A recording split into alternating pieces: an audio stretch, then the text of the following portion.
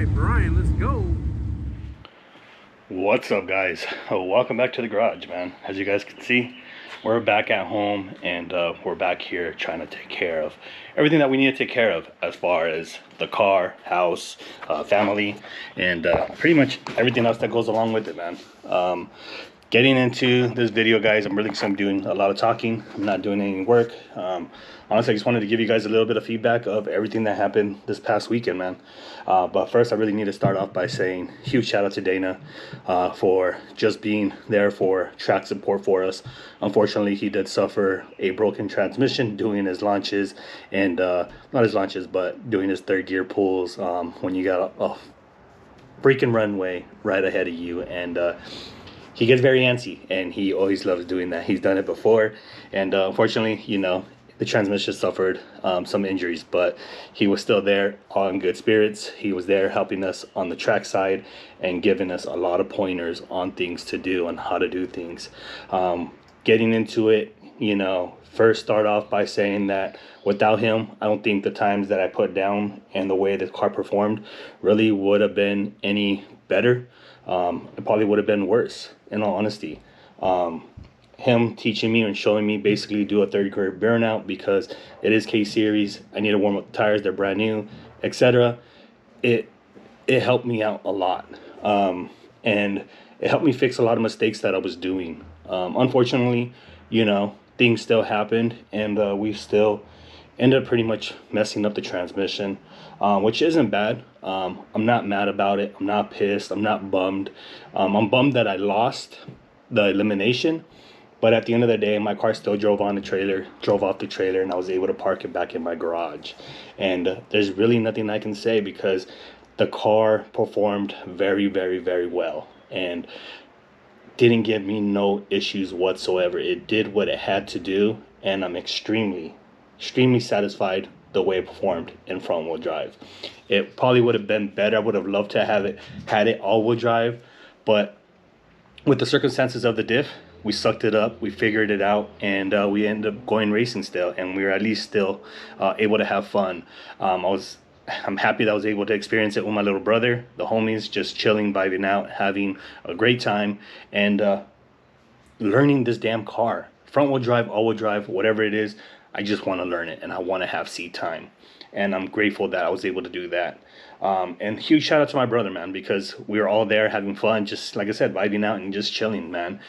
We helped each other out. You guys seeing that, if you guys watched Dana's video, my brother had an issue with his clutch. It was slipping on the dyno once nitrous was coming in. Basically, clutch was non-existent, and it would just rev to the moon.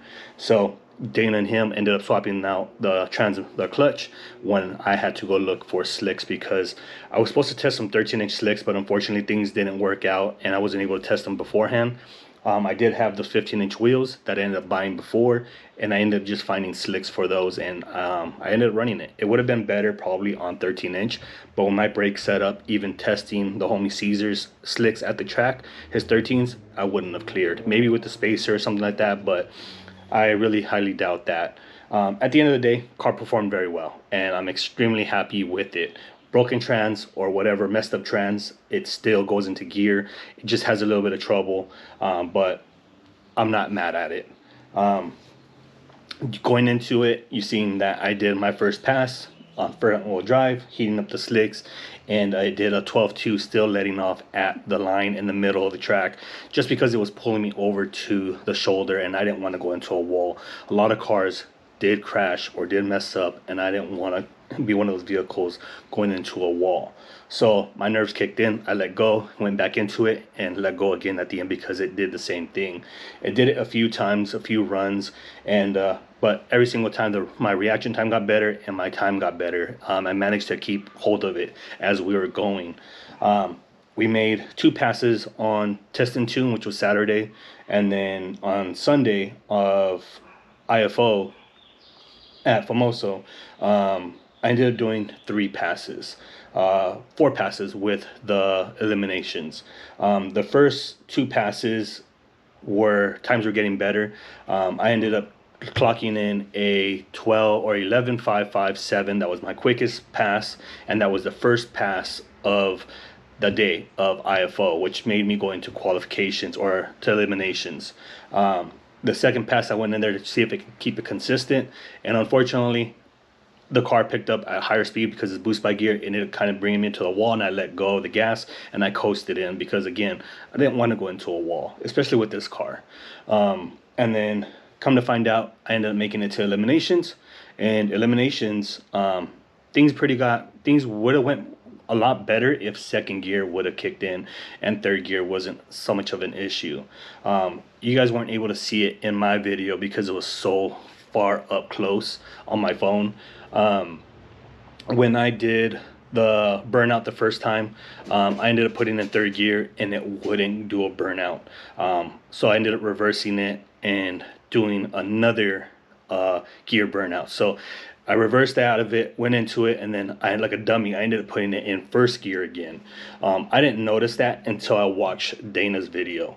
Dana showed me the video, and I seen the video, and that's where I noticed I went into first gear, and I did a first gear burnout instead of a third gear burnout. If I would have did a third gear burnout, I probably would have had more heat in my tires, and I probably would have had a harder launch. But even at that same time, I still had a hard launch in that elimination versus the EK hatchback. It was a boosted EK hatchback K series or B series, and yeah, I treat him out of the hole. And if you guys watch his video, you guys will see that I pulled a second and it wouldn't go in, and I had to go back into second again, which lost some time.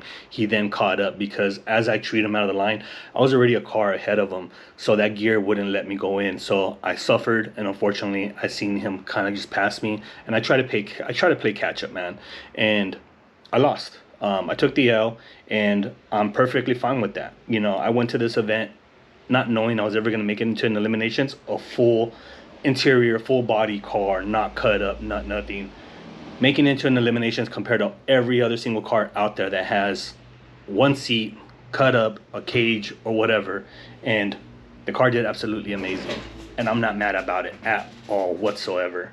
I'm happy for the experience that I got with it, and I can't wait to what we do with it in the future. I have been talking with Jason from Whitfield Racing, and we are possibly going to be doing a 6-point cage in the car, and that 6-point cage is going to consist of the hoop, the halo or the hoop around for the back to put the 4-point harness, and then from there have the 2 points going to the front lower passenger and the driver floorboards, and then the back will go around to the roof and come around through the speaker pods. I don't want to go through the dash, and I don't plan on going any faster than a 10.5, because again, it takes away the whole street car of what I built this car for. I want to keep it stealth looking, more of a street look, and that cage will still be okay. In my opinion, I don't think it's really going to take away from it. I have been talking with him about some few other stuff that I am going to be modifying or upgrading, which is changing out the subframe on it, because there is he does make this tube subframe, and kind of want that for myself. I know it's not really going to do me any really beneficial things, but I would rather have that. I like the look of it. This car is still a show car, it's still a street car, and it's still a race car at the same time, and I do plan on making this car even better here in the future. I still plan on building another car dedicated for the track, but within that time I'm still going to be taking this car to the track, and I want to try to get into the 10s. If I can get into the 10s, I'll be extremely pleased with this car for it being a street car. At the end, the event was a success. Win, lose. Number one, I got to do it with my brother. Number two, I chilled out with all the homies. We vibed out and we had a blast. You guys seen, we were sleepy as hell. Dana with his damn cheese pulls and everything going on, man. It was just an awesome feeling being out there.